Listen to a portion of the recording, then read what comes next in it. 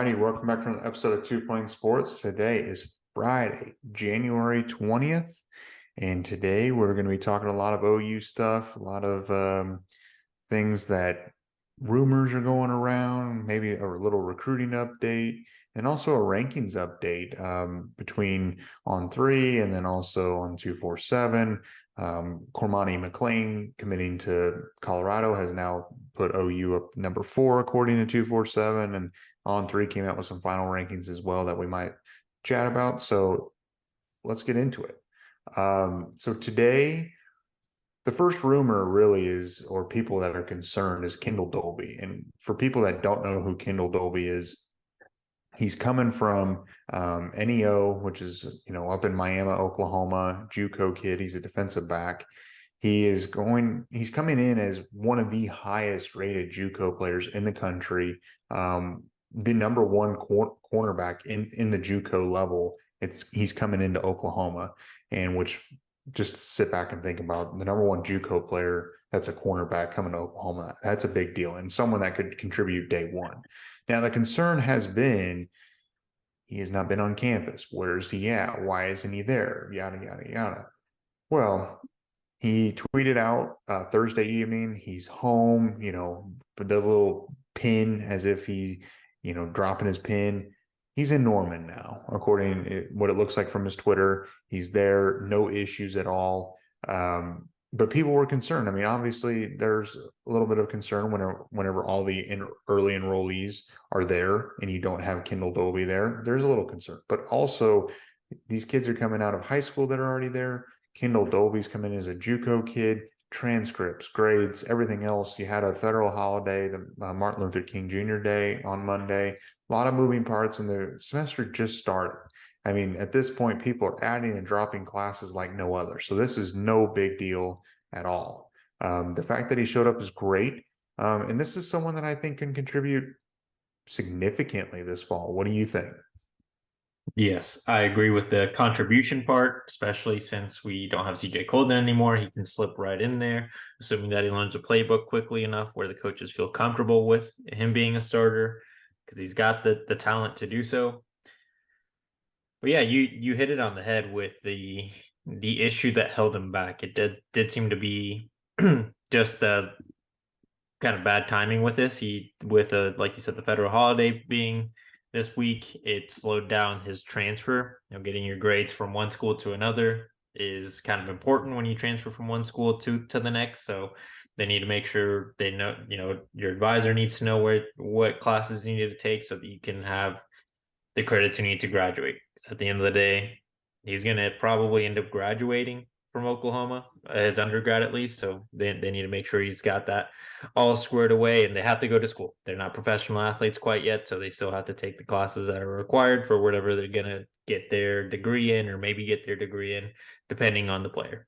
I mean, Kendall Dolby he's going to be just fine. It didn't ever seem like it was going to be like a Jaden Rashada situation where he just wants out of his letter of intent. It really was just a logistical nightmare, from getting his transcripts to making sure that they were in the right person's hands at the right timing. We, like, at the federal holiday, and like, was 2 weeks ago, 3 weeks ago, we just went through the big holiday season with Christmas and New Year's. Like, that slows things down. A lot of things are closed. So it was just a matter of time when he was going to get on campus, not if he was going to be on campus.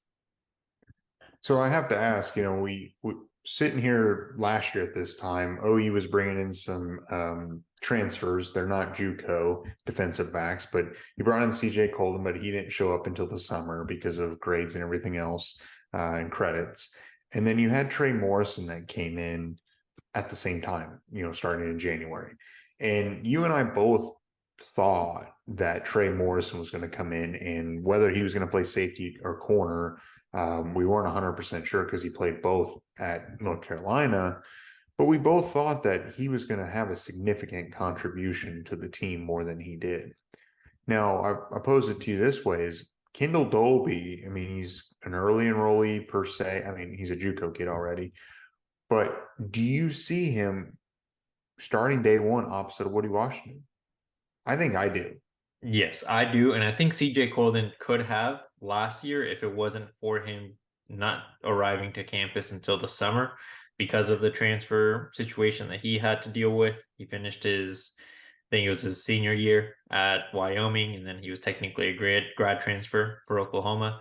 Um, I think Kendall does have that opportunity to be a day one starter. One, because of him being talented, he's proven that he can play, even though it was at the JUCO level. I've said it multiple times when we talk about JUCO. It was mainly a couple years back when we first started this podcast. If you play junior college football, you love this sport. And if you end up making it from JUCO to the next level, you've put in a ton of work, probably more work than anyone really realizes to try to get there. Because it is tough to get recruited coming out of JUCO because coaches are focused on recruiting out of high school. And now with the transfer portal, it diminishes that much more of an opportunity for JUCO guys to make it to the Power Five or even the Group of Five level. It's not easy, and he was able to do so, and so were others. And I think that's something that people don't really realize when you talk about JUCO players. It is tough for them to try to get there. Sometimes they just had grade issues and they couldn't make it out of high school, but they had the talent. They just needed to improve their grades. And sometimes they just weren't quite ready physically and they needed to get somewhere that could develop them a little bit, they just needed their bodies to mature and then they make it.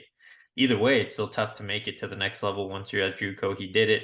I think he's got the ability to be a starter. And since he is a mid-year enrollee, he's going to have plenty of time to learn the playbook. The one roadblock I see for him is Gentry Williams because Gentry has a year now of being in the system. He's now 2 years removed from I think it was an ACL injury and is from when he was in high school. He's still extremely fast. We saw him on the field last year. Every time he was on the field, it seemed like the wide receiver was never going to get away from him. It's got to be probably a wide receiver that runs the cleanest routes for him to just have total separation from Gentry because of his speed. So I could see that being an obstacle for Kendall. And it's going to be a battle between those two guys on who's going to be the cornerback number two. I think for most of spring, summer ball, and going into the fall, we might even see a bit of a rotation there for who's going to be corners one and what the pairs are going to look like. We're probably going to see a lot of combos there in the first 2 or 3 games for Oklahoma. But Kendall's got the ability to, and again, being a mid-year enrollee, I think is the biggest difference between him and CJ. Because we saw what CJ could do. It just was a matter of time for him to get on the field. And once he finally got his opportunity, he didn't let go of that number 2 spot. And I agree with the JUCO kids. And honestly, it's been even harder because of the COVID year, where people had an extra year of eligibility when they should have been graduating. You have a limited number of scholarships. So it's that many fewer spots that kids are competing for. And you've got so many kids in the JUCO ranks that are all just trying to make it. So the fact that he made it out, I mean, he had offers obviously from OU, but Mississippi State, Washington, Arkansas, Oklahoma State. So he had Power Five programs calling him and wanting him. And Oklahoma ended up offering and scooping him up quickly. And I do agree, Gentry Williams, I think it's a big deal whenever you have a full year removed from the ACL injury and you're coming up on 2 years. I think you're going to really see Gentry. He might not start every game and play wire to wire, but I do see him playing a significant role as well. And they're going to get a lot of opportunities to rotate too. Yeah, and with the ACL thing, every time you hear a professional athlete, because they're more in front of a mic and camera, it's always not the actual recovery. Well, the recovery is hard and the rehab is tough. But they always talk about once they're finally on the field again, it's being confident that that knee isn't going to give out on them again. 2 years removed from that injury, he's probably going to feel a lot more confident than he did last year, this time, at this exact same time. And I would assume that it's just got his confidence is just raising as he's getting older. He's training with Schmitty, so he's probably added on enough muscle mass that he can compete physically with the wide receivers he's going to be up against. Gentry versus Kendall is going to be a fun matchup to watch to see who's going to get that number 2 spot. Yeah, and the more competition, the better. That's all I got to say is, and we've got a lot of talent, young talent in the defensive back room, but Kendall Dolby brings some experience, and I think that's invaluable for this group. So, all right, so let's move on. And the next guy is Sammy Brown, which we've talked about him a little bit on this show over the last 6, 8 months or so. Sammy Brown, 2024 5-star, number one linebacker in the class, top 10, top 12, top 15 player, depending on what rankings system you look at. Sammy Brown, he's originally from Jefferson, Georgia, so he's in the SEC country, right in the Bulldogs' backyard. So someone that Oklahoma is recruiting, and Oklahoma is a viable option and something that he is looking at. Oklahoma is in his top six, or I wouldn't necessarily say top six, but six schools that seem to be sticking out per se. And those six schools are what? It's Clemson, Georgia, Notre Dame, Oklahoma, Alabama, and Ohio Tennessee. State. Ohio State, not Tennessee. So, I mean, you've got six schools. Ted Roof has gone and seen him. What do you think about Sammy Brown? Um, it's gonna be really hard for Oklahoma to win this, and my expectations are not very high here. But the fact that Oklahoma's up there for the number one linebacker, and he's already been on campus. I know he visited Oklahoma sometime last fall or last summer, I think. Yeah, he was there. I think it was like early, the first big recruiting event Oklahoma had last summer. So he's definitely been on campus once with his staff. Look, the good thing with him, I know that it doesn't seem like it's very possible. Like you said, he's from Georgia. The Bulldogs are hot in recruiting. I saw they had a 2025 guy commit earlier this week, and it wasn't even their first 2025 guy to commit. I think it was like their fifth or sixth. So they're getting 2 years ahead and getting in these commitments. Players want to play for Kirby Smart. So the fact that Kirby hasn't locked down Sammy Brown's commitment is saying that at least the other schools are at least still in contention to get that commitment. How close Oklahoma is to doing so, I wouldn't put the chances very high. Clemson is I think, going to be probably in the school number two. Rivals article I read earlier mentioned that he is wrestling. He's a wrestler and a football player, so wrestling is his spring sport. He's kind of tied down with that at school right now. So he probably won't be taking very many visits during the spring.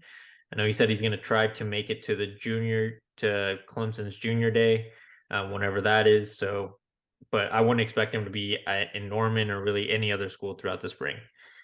Once summer hits, then he's probably going to be a big priority. I know Peyton Pierce is going to be a linebacker that Oklahoma is a linebacker Oklahoma is really targeting. We have two crystal balls in for him. Notre Dame picked a crystal ball up from their insider last week after he took a visit to Notre Dame and South Bend. We'll see how that matchup ends up going. I like Oklahoma's chances, especially against Notre Dame. We saw how that 1v1 went last time around for a highly rated defensive player. Pretty good for Oklahoma, I would say. So Sammy Brown is going to be an interesting situation. It depends on how much Oklahoma puts effort, because it does seem like we want to try to target and stay in the immediate region that's surrounding Oklahoma, and going into Georgia isn't really a priority. While they do have players they like there, they're going to try to prioritize the Texas guys and the Missouri guys, the Kansas guys, states that are near bordering OU or Oklahoma. I would love to see Sammy Brown in a Sooner uniform. Again, Georgia's going to be tough to beat. The one thing that for those people that want to try to get rid of Ted Roof and Britt Venables are probably the two main reasons why Oklahoma is even in this recruitment. In that Rivals article, Sammy Brown, when talking about Oklahoma, mentioned that Ted Roof went to one of his wrestling practices, and apparently back in the day, Ted Roof was recruiting Sammy's dad when he was coming out of high school. So there's a family relationship there with Ted Roof and the Brown family that could play a big factor. Relationships always play a factor into recruitment, no matter what everyone likes to think. Yes, NIL is going to probably play some sort of role, but relationships matter to an extent as well. So that could play well for Oklahoma. It's definitely not something that's going to end in the next 2 or 3 months. It's going to be something that could even last all the way until December, assuming he's an early enrollee. Yeah, and he's going to be a guy that's going to be coveted all the way through. It's a type of guy that you can't let your guard down, because every school will want him and will try to convince him to commit to their school until he signs on the dotted line. And speaking of signing on the dotted line, let's move on to our next topic. But before we get into it, we just want to say we appreciate it. Like the video, subscribe to the channel, turn the notification bell on. Remember, when you like the video and you comment on the video when you're already subscribed, that helps us out a lot. If you're new here, hit the subscribe button. Follow us on Twitter, Instagram, Facebook, Apple, Spotify. Everything's linked in the description below, and TikTok. And be sure to leave us a review on Apple or Spotify. That helps us out a lot. So moving on to securing signatures, Cormani McClain ended up flipping from Miami to Colorado. Deion Sanders has pulled off another shocking commitment. Back-to-back recruiting cycles. He had Travis Hunter go to Jackson State, and obviously Travis Hunter followed him to Colorado, and now he's got Cormani McClain coming. And the reason why we're talking about this is because the decommitment of Cormani McClain, because he's the #1 corner in the entire class, has sent Miami down the ratings, the rankings. OU has now moved up to the #4 recruiting class, according to 247, for kids out of high school. The #4 class. And I think we have to step back and really think about where this class is and actually how good it is. And the fact where we felt like, maybe not us per se, but a lot of OU fans felt like OU missed a lot in this recruiting class, but yet it still is the #4 class in the country. And I understand Alabama's way up there. I mean, Alabama has put together a historic recruiting class. But #4 is unheard. It hasn't happened in Oklahoma in an extremely long time. Yeah, and it's the players that have made up the #4 class that I think should get people excited. It's not just all offensive players like it has been in the last 5 years. It's a mix of very talented players on both sides of the ball, highlighted with Jackson Arnold and PJ Adebawore, Peyton Bowen also being a 5-star. It's a good mix of guys for OU. Yeah, Deion Sanders pulled something off, and it helped Oklahoma jump up in the rankings. Hopefully one day we can be in that top 3 group. I know I sound kind of spoiled already. 4 is really good. Not saying it's not at all. But if you look at the gap between Alabama and Georgia, 1 and 2, it's pretty significant. And then when you look at the gap from Alabama to Oklahoma, it's huge. Like Alabama, I know Nick Saban is going to be on an absolute tear probably over the next couple of years, because after that national championship, Georgia looks like they're the kings of college football. Nick Saban's probably not okay with that one.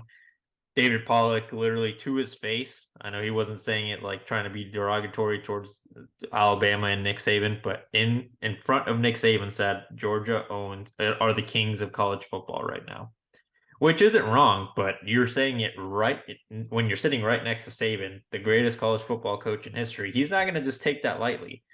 He's putting his head down and he's saying, "Watch this. I'm going to do even better than people expect me to do on the recruiting trail." Because Alabama will always recruit well as long as Nick Saban is their head coach, and probably for a few years after, depending on who takes over his role when that time comes. But I don't think anyone could have guessed that he would have outdone last year's A&M class, because last year's A&M class was ridiculous, and I think this class might be just as good, if not better, with the overall makeup of talent as well, because he's got a lot of guys, and he even had one guy reclassify from 24 to 23 to end up joining this class as well, similar to the A&M with Lebby Overton, but he's doing everything A&M did last year without having to roll the same kind of Brinks truck, because these guys actually know that if they go to Alabama, they can win if they're patient in getting playing time.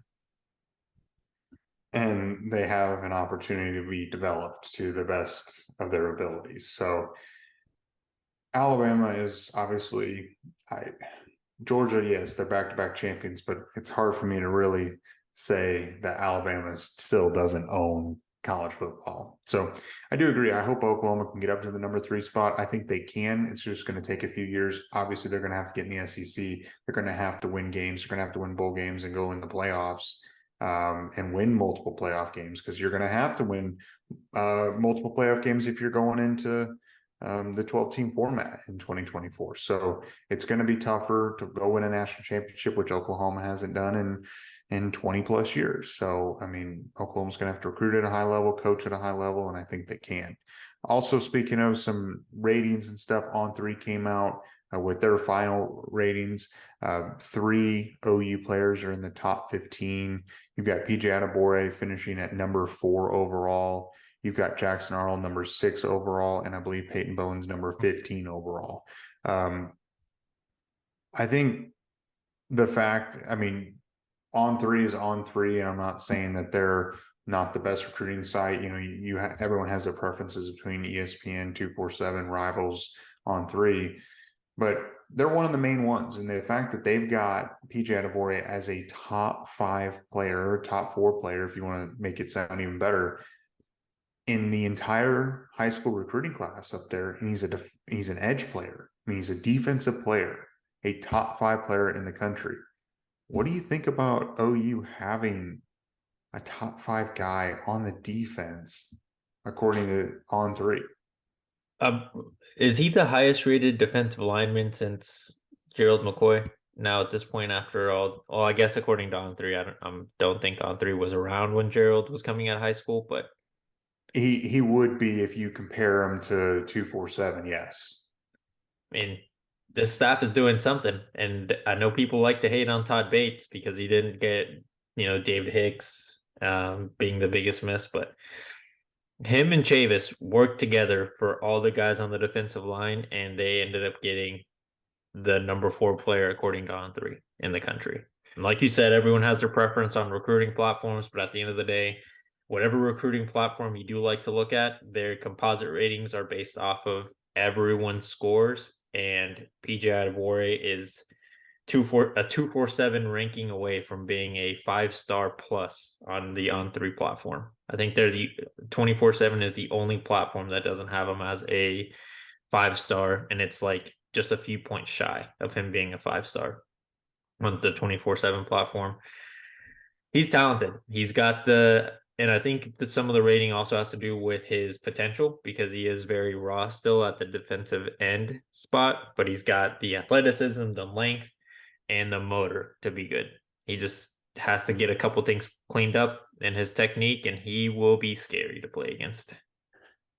You give him a year, you redshirt him, and you give him a year with Schmitty and in the scheme, come 2024, he is going to be a headache for offenses. I don't think there's been a defensive recruit since Gerald McCoy that has come in with this high of hype and expectations. Jaron Canick's hype was there last year, and I think Jaron Canick's going to be very good and play a lot this fall. I think PJ Adebawore is at a different level because Oklahoma hasn't landed a guy like him as far as ratings go in an extremely long time. Yep. And I don't know if you saw his interview I think it was after the All-American game. It's like his goal is to be, I know everyone's goal is to be the best, but sometimes kids are just like, I just want to I will want to do my best. I want to get to the next level, which everyone that plays ball at the college level wants to get to the NFL. But he wants to be the best defensive lineman to ever play at Oklahoma. Having that kind of goal also shows that he's got perspective on the moment in front of him outside of just trying to get to the NFL. Like there's levels to what he wants to accomplish before he gets to, before football ends for him, whenever that is. No, yeah. So it's interesting. Definitely something to watch. When Jackson Arnold finished number 6 overall behind Nico Amaliva and Arch Manning. I don't know. I mean, whatever. It really doesn't matter at the end of the day when Jackson Arnold's winning all the awards. It is what it is. So We can just move on unless you have any more thoughts about that. I mean, Peyton Bowen's an elite player too. I mean, top 15 defensive player or I overall. will. I'll give credit to On3. They're I think the only platform at this point that isn't just giving Arch Manning the number one spot because of his, and seemingly because of his last name. Because now On3's number one player is Nico Imaleva, who is actually really good. I don't know if I would take him over Jackson Arnold, but he is a very talented quarterback. Played at a high level in high school in California. We'll see how he does for Josh Heupel in Tennessee.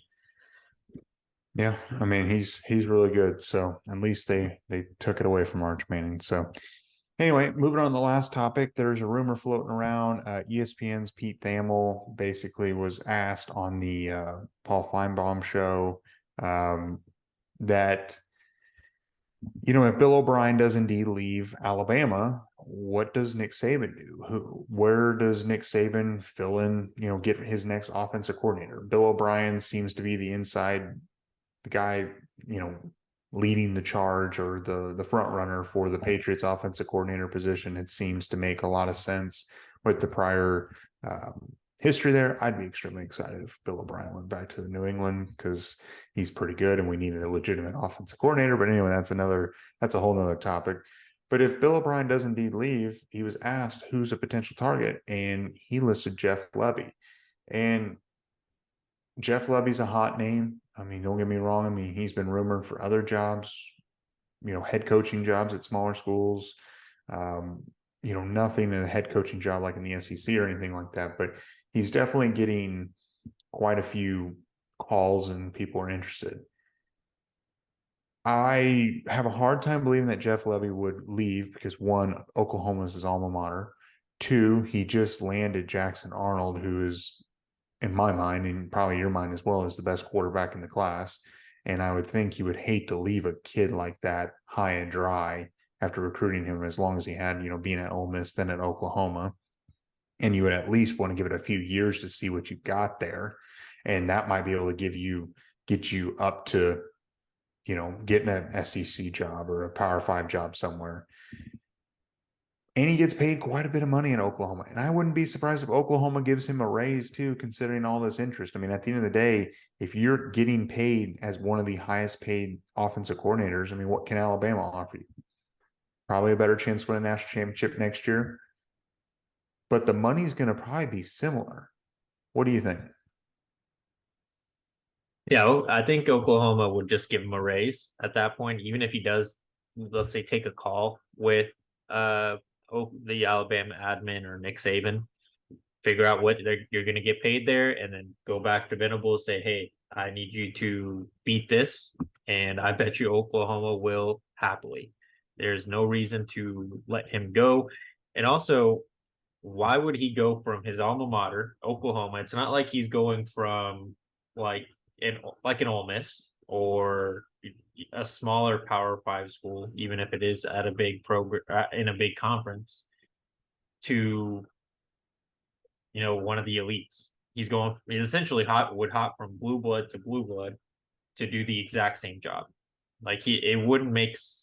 And I know, I guess the recent history shows that some coaches don't think of it like that.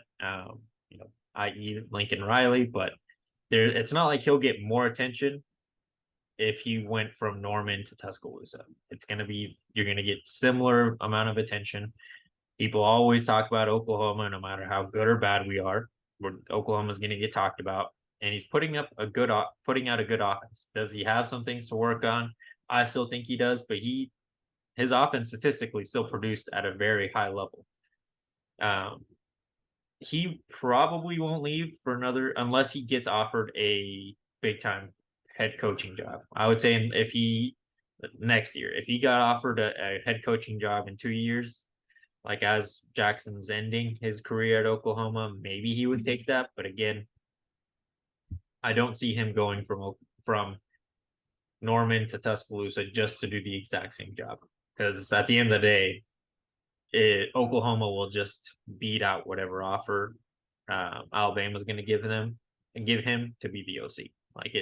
I don't think it's going to be that big of a deal. It is going to be interesting to see what Nick Saban does, because Garrett Riley was the hot name for OC jobs, and Clemson was able to snag him before Bill O'Brien has made a decision on if he's leaving or not.